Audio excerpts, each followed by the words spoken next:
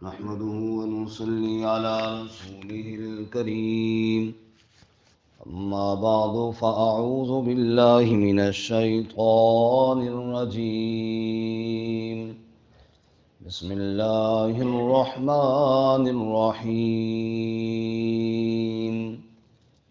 وَإِذْ قَالَتْ طَائِفَةٌ مِّنْهُمْ يَا أَهْلَ يَثْرِبَ لَا مُقَامَ لَكُمْ فَارْجِعُوا وَيَسْتَأْذِنُ فَرِيقٌ مِّنْهُمُ النَّبِيَّ يَقُولُونَ إِنَّ بُيُوتَنَا عَوْرَةٌ وَمَا هِيَ بِعَوْرَةٍ إِن يُرِيدُونَ إِلَّا فِرَارًا وَلَوْ دُخِلَتْ عَلَيْهِمْ مِنْ أَقْطَارِهَا ثُمَّ سُئِلُوا الْفِتْنَةَ لَآتَوْهَا وَمَا تَلَبَّثُوا بِهَا إِلَّا يَسِيرًا وَلَقَدْ كَانُوا عَاهَدُوا اللَّهَ مِنْ قَبْلُ لَا يُوَلُّونَ الْأَدْبَارَ وَكَانَ عَهْدُ اللَّهِ مَسْئُولًا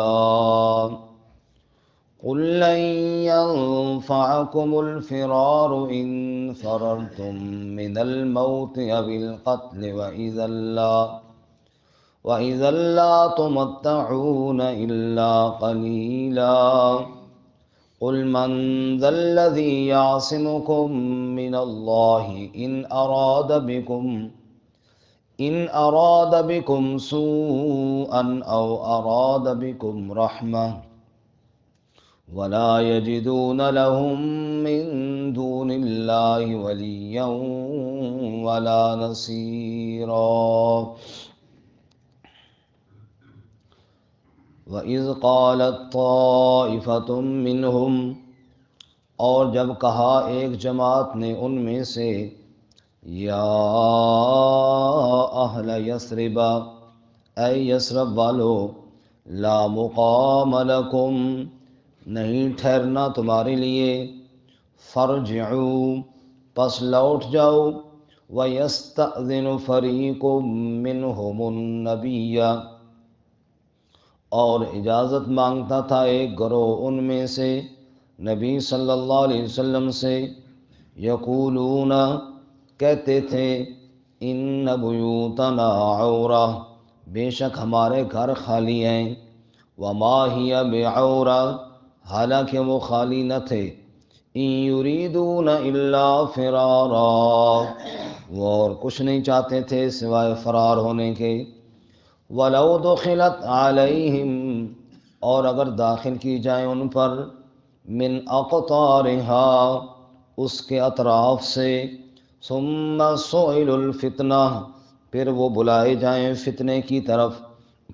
لآتوها تو یقیناً آ جائیں اس کی طرف وما تلبثوا بها الا یسیرا اور نہ توقف کریں اس کے ساتھ مگر تھوڑا بہت وَلَقَدْ كَانُوا عَاهَدُوا اللَّهَ مِنْ قَبْلُ اور یقیناً انہوں نے وعدہ کیا اللہ سے پہلے سے لا يولون الادبار کہ وہ نہ پھیریں گے اپنی پیٹھوں کو وَكَانَ عَهْدُ اللَّهِ مَسْئُولًا اور اللہ کا وعدہ پوچھا جائے گا قل آپ فرما دیجئے لَن يَنفَعَكُمُ الْفِرَارُ ہرگز تمہیں نفع نہ دے گا فرار ہونا ان فررتم من الموت اگر تم فرار ہوتے ہو موت سے او القتل یا قتل سے وَإِذًا لَا تُمَتَّعُونَ إِلَّا قَلِيلًا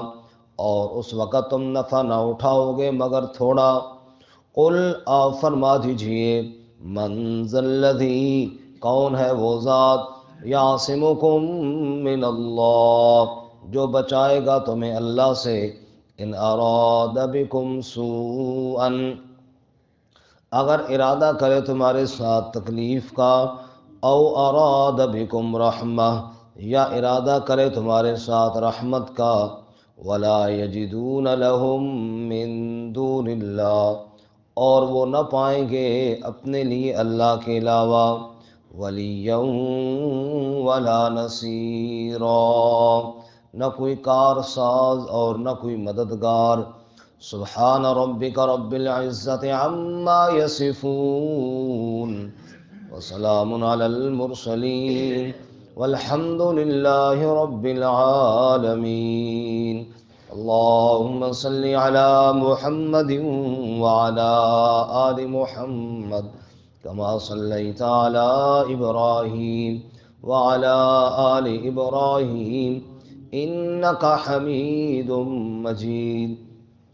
اللهم بارك على محمد وعلى آل محمد كما باركت على إبراهيم وعلى آل إبراهيم إنك حميد مجيد۔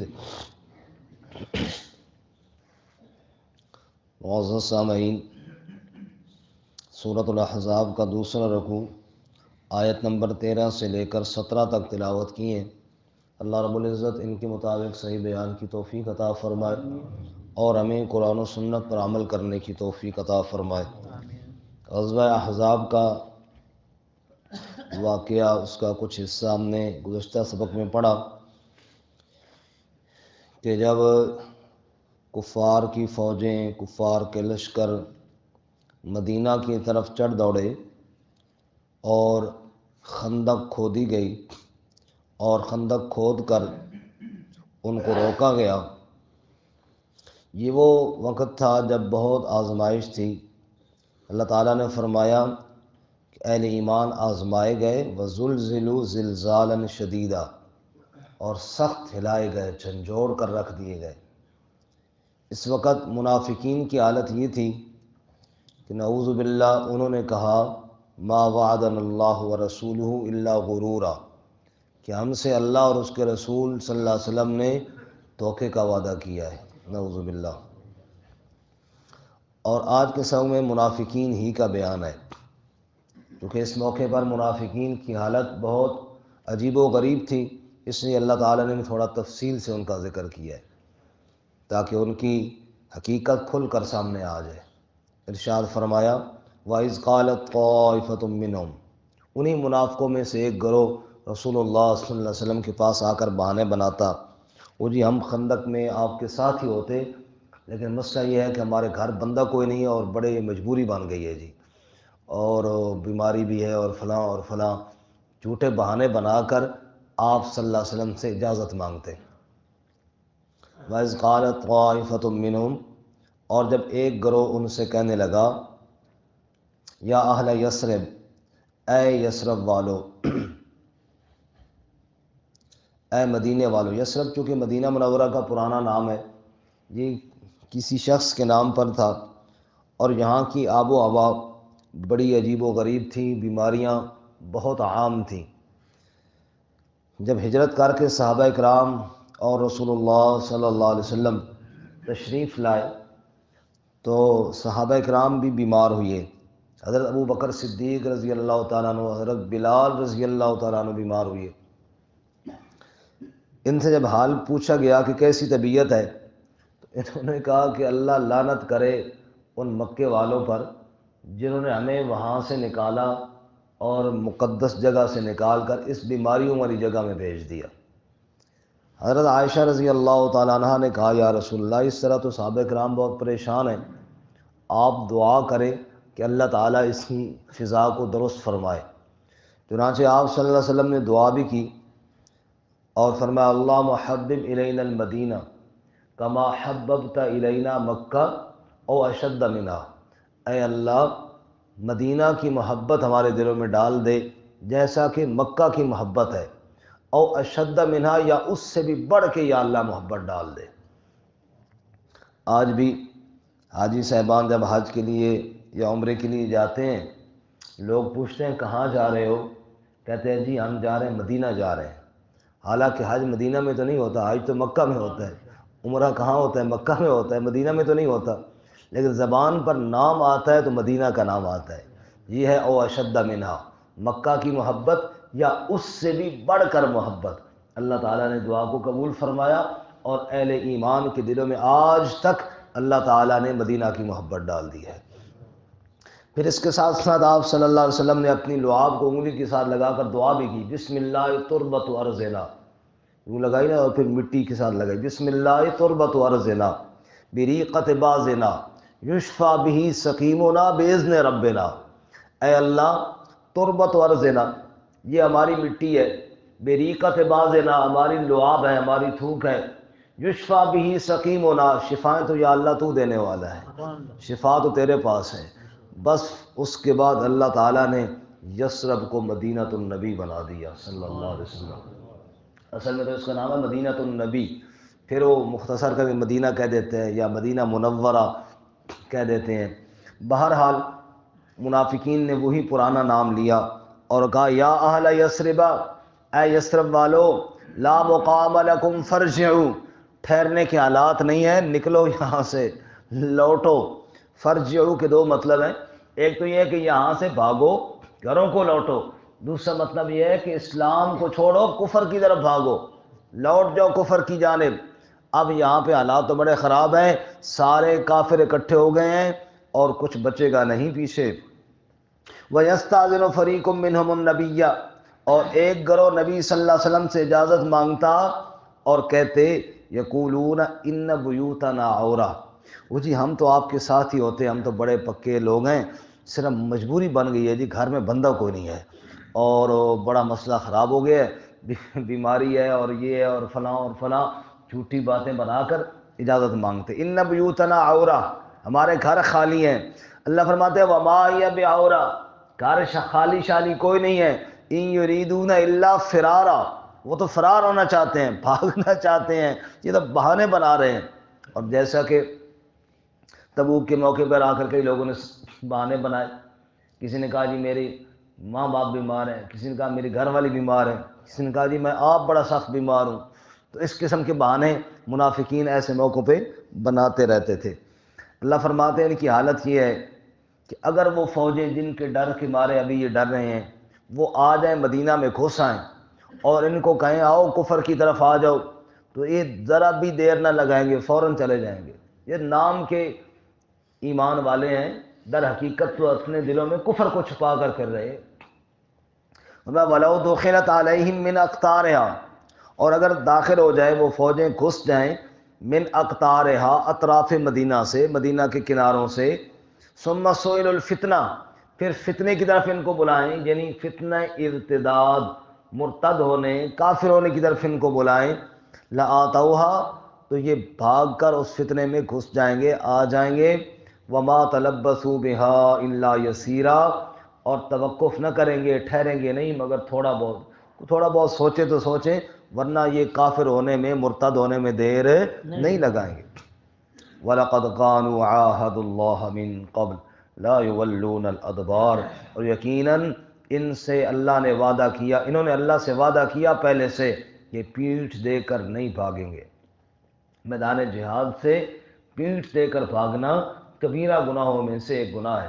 سورہ انفال میں اللہ فرماتے ہیں وَمَن يُوَلِّهِمْ يَوْمَئِذٍ دُبُرَهُ إِلَّا مُتَحَرِّفًا لِقِتَالٍ أَوْ مُتَحَيِّزًا إِلَىٰ فِئَةٍ فَقَدْ بَاءَ بِغَضَبٍ مِّنَ اللَّهِ وَمَأْوَاهُ جَهَنَّمُ، جو آدمی میدان جہاد سے پیچھے ہٹے، کسی جنگی چال کے لیے ہٹے تو خیر ہے، اپنے لشکر کے پاس ملنے کے لیے جائے تو اور بات ہے، لیکن میدان چھوڑ کر جو بھاگے، اللہ فرماتا ہے فقط باء بغضب من اللہ، اس پر اللہ کا غضب بھی نازل ہوگا اور اس کا ٹھکانہ بھی اللہ نے جہنم بنایا ہے۔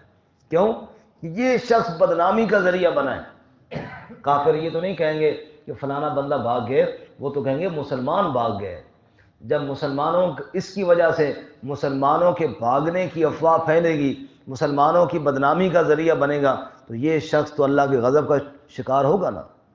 آپ اندازہ کریں، اس سے ایک اور بات بھی سمجھ میں آتی ہے کہ ہر وہ کام جس کے کرنے سے اہل اسلام، اہل ایمان کی بدنامی ہو، وہ اللہ کے غضب والا کام ہے۔ مثال کے طور پہ آپ دیکھ لیجئے، ملاوٹ والی چیز ہے، اب مسلمانوں نے کی ہوگی جی، اتنی مسلمانوں نے دھوکے دیے کہ اب جناب لوگوں نے کہنا شروع کر دیا کہ جناب دوسری چیزوں پر، دوسرے ملک کے یا دوسرے قوموں کی چیزوں پر اعتماد تو ہے، مسلمانوں کی چیزوں پر لوگوں کا اعتماد اٹھ گیا۔ تو یہ مسلمان کتنے بد نصیب ہیں کہ اپنی بدعمالیوں کی وجہ سے اسلام کے اور مسلمانوں کے بدنام ہونے کا ذریعہ بنے ہیں۔ تو اللہ فرماتے ہیں جس نے یہ کام کیا فقط باب غضب من اللہ، وہ اللہ کے غضب کا شکار ہوگا۔ اللہ تعالیٰ نے قانون جو بیان کیے ہیں وہ سب کے لیے ہیں، تو اللہ تعالیٰ ہمیں سنبھلنے کی توفیق عطا فرمائے۔ بہرحال فرمایا رسول اللہ صلی اللہ علیہ وسلم نے ابھی ارشاد فرمایا اجتنبوا السبع الموبقات، 7 ہلاکت والی چیزوں سے بچو۔ شرک کرنا ہلاکت ہے، ماں باپ کی نافرمانی کرنا ہلاکت ہے، سود کھانا ہلاکت ہے، یتیم کا مال کھانا ہلاکت ہے، پاک دامنہ گناہ سے دور رہنے والی عورت پر تہمت لگانا ہلاکت ہے، اور میدان جہاد سے بھاگ جانا کیا ہے؟ ہلاکت ہے۔ جادو ہلاکت ہے، فرمایا ان سے بچو۔ تو میدان جہاد سے بھاگنا بھی کیا ہے؟ ہلاکت ہے، موبقات، ہلاکتوں میں سے ایک ہلاکت ہے۔ اس لیے فرمایا وَلَقَدْ كَانُوا عَاهَدُوا اللَّهَ مِن قَبْلُ، جو جہاد میں گیا وہ وعدہ کر کے گیا کہ لا يولون الادبار، پیٹھ نہیں پھیریں گے، وَكَانَ عَهْدُ اللَّهِ مَسْئُولًا، اللہ کے وعدے کے بارے میں پوچھا جائے گا۔ تم نے کیا سمجھا کہ بس ٹھیک ہے کام تھوڑا گرم نظر آئے تو بھاگ جاؤ، اور اگر مال غنیمت نظر آئے تو پھر آگے بڑھ کر چلتے جاؤ اور کوئی پوچھنے والا نہیں ہوگا؟ فرمایا ایسے نہیں ہوگا۔ بندہ جا رہا تھا جہاد پہ، دوسرے دن دیکھا واپس آ گیا، کہا کیوں جی؟ کہا یار وہ تو بالکل سروں مار دینے نے، بالکل جان سے مار دیتے ہیں، اور شہید بندہ ہو تو پھر جان سے تو مرنا پڑتا ہے نا، تمہارا کیا دل ہے؟ تیل لے کر مالش کرتے تیرے سر پہ۔ تو فرمایا ایسی تو کوئی بات نہیں ہے کہ جب تمہیں حالات خراب نظر آئے تم بھاگ جاؤ۔ قل، آپ فرما دیجئے موت سے کوئی نہیں بھاگ سکتا۔ قل لن ينفعكم الفرار، آپ فرما دیجئے ہرگز تمہیں نفع نہ دے گا فرار ہونا۔ ان فررتم من الموت یا بالقتل، اگر تم فرار ہوتے ہو موت سے یا قتل سے، کتنا عرصہ جی لو گے؟ وَإِذًا لَّا تُمَتَّعُونَ إِلَّا قَلِيلًا، پھر تم نفع نہ اٹھاؤ گے مگر تھوڑا بہت، بس چند دن جتنے زندگی کے ہیں وہ کر لو گے، زندگی گزار لو گے، موت تو بہرحال آنی ہے۔ قل، آپ فرما دیجئے من ذا الذی یعصمکم من اللہ، کون ہے وہ جو تمہیں بچائے اللہ تعالیٰ سے؟ اگر اللہ موت کا فیصلہ کرے کوئی بچا سکتا ہے؟ قرآن نے بیان کیا نا سورۃ البقرہ میں، الم تر الی الملأ من بنی اسرائیل، بنی اسرائیل کے ان سرداروں کو دیکھو نا جو موت کے ڈر کر بھاگ گئے، فقال لهم اللہ موتوا ثم احیاہم، موت سے ڈر کے بھاگ رہے تھے کہ اللہ نے راستے میں سب کو موت دے دی، سارے مر گئے۔ ثم احیاہم، پھر اللہ نے ان کو زندہ کیا، اور پھر پوچھا ان سے کہاں جا رہے تھے؟ موت سے بچ سکتے ہو؟ اللہ کے امر سے بھاگ سکتے ہو؟ اس نے فرمایا من ذا الذی یعصمکم من اللہ، کون ہے وہ جو تمہیں اللہ سے بچائے؟ ان اراد بکم سوءا او اراد بکم رحمہ، اگر وہ تمہارے ساتھ تکلیف کا ارادہ کرے یا تمہیں رحمت پہنچانے کا ارادہ کرے، کون ہے تمہیں اللہ سے بچانے والا؟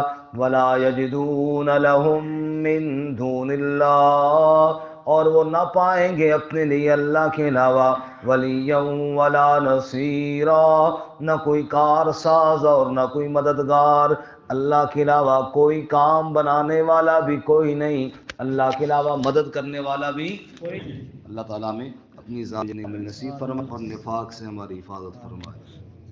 وآخر دعوانا الحمدللہ۔